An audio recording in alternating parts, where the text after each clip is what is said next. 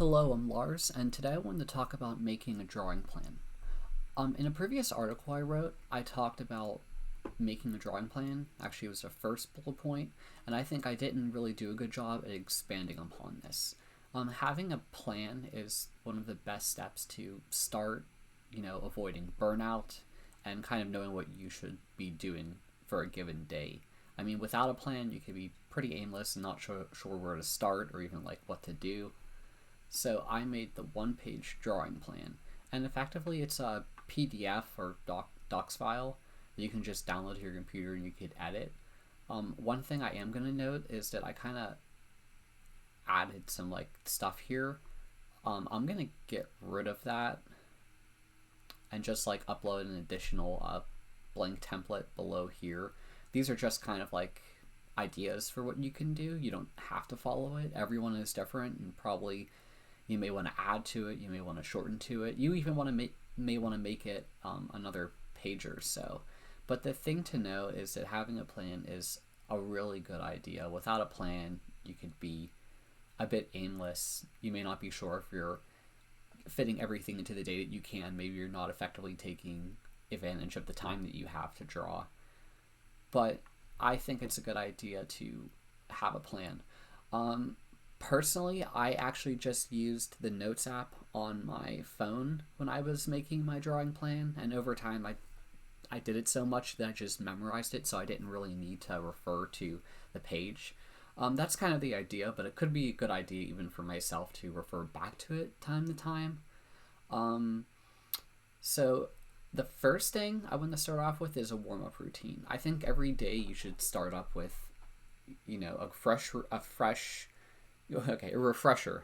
So the idea of that is that you practice, I would say, 4 or 5 basic things to get you back into the drawing flow, because I feel that, overnight, if you're asleep or whatnot and you're beginning a new day, there's a chance that you still have that muscle memory within you, but you have to activate it within your head. And I think a warm-up routine is like the perfect thing to start get you thinking about the stuff that you want to get good at. The next part that I wanted to mention is about the practice routine. Now, this is stuff that you want to get good at. I would say, let's say you're trying to get really good at drawing boxes. You would say maybe for the first exercise, it'd be, I'm gonna draw boxes rotating, and for the next exercise you're gonna do boxes of different sizes, and maybe the next one you're gonna do is twisted box sizes, if you could think about twisting them in a 3D space. The other thing I wanted to mention here that's important is breaking up your practice routine sessions. I like to use the Pomodoro technique, which is basically 25 minutes you study, and then you take a 5-minute break. Then 25 minutes of study, then another 5-minute break. You basically do that on a repeat a few times. I would say about 3 until you take a longer break that may be 15-20 minutes or so. That's a good way to start going. Now, the next bullet point that I wanted to mention is dedicated learning time to some topic that you want to do in a given day. So the reason why I made that the third bullet point is because I think it's best to get these two things out of the way, because you know that you used your focused drawing time to get the important stuff, like the practice, warm up, that stuff that's just crucial. The next step, now learning is extremely important. I don't mean to make less of it in any way, but the thing about that is I feel like if you're doing that at a different time. Oh, another thing I want to mention is you probably want to do this at a time that you're not tired. So, using your drawing learning time effectively, you could be drawing along with something. I always suggest you try to do that in one way or another. I never found it effective to just be a passive consumer of content, because when you do that, I feel like you're not really learning what you're trying to do. I'll give an example. So the Drawbox exercises, if you go to drawbox.com, if you ever were interested in doing that, he has a whole bunch of really good videos on different drawing concepts.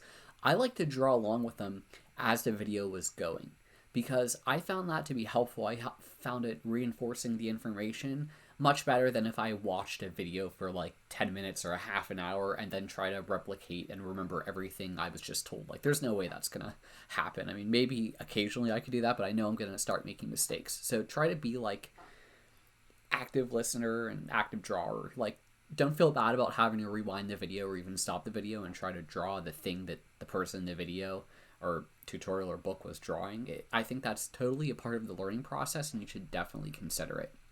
So the last thing I want to mention is drawing things for fun. I believe this should be the last thing you do in the day, just because it's important. You definitely need to do it. But at the same point, getting this other stuff out of the way, you'll feel a lot better when you're drawing for fun. You'll feel like you got the work done for the day. Now I can actually have fun with this, which I'd say is the whole point of this. I mean, unless you're trying to like make a career out of it. I mean, I'd say both go hand in hand. But the important thing here, and the thing that I learned from Uncomfortable, his name is Rashad Karim of Drawbox.com, is splitting your time into drawing for fun. Because if you're not drawing for fun, I feel like you're going to have a bad time. Because when you're drawing for fun, you may or may not be reinforcing all of the practice and warm-up routines and lesson material that you learned into something like that you actually want to draw. I learned from Uncomfortable that you want to use half of your time for that. So let's say I did my warm-up routine for 25 minutes. I did my the practice routine that pretty much went to maybe about a half hour or so. Drawing learning time, I'm just gonna make up a number here, but basically let's say an hour and a half. We spent an hour and a half doing these first three topics. So basically, drawing for fun, you want to do it for an hour and a half as well. That's what Uncomfortable will call like the 50-50 rule. Now, I think that's a good, healthy amount for one who's starting drawing. The reason I suggest that is because you can get burned out when you're new to this. I've been drawing since 2019, and from time to time, I still feel like I get a bit burned out. And the point is, you don't want to be getting burned out before you even draw for fun. But if you take breaks and do spaced repetition, you'll be able to do that. Now, the difficult thing, I'd say, is when you're starting off, you really lack the muscle memory to draw at all. So, like, what the heck do you even draw for fun? That is always the complicated thing. Because I would say, try, like, there's something you want to draw, try it, you're going to be terrible at it, but try it again anyway. Or maybe even just try some other type of exercise, like just having a blank page in front of you and trying to draw whatever comes to mind. Or like maybe you want to like look at shapes. I would say any type of drawing is worthwhile. It doesn't matter, you're not trying to improve here, but it's definitely worthwhile. So please let me know below if you think I should add anything to the one-page drawing plan. But yeah, thanks for listening.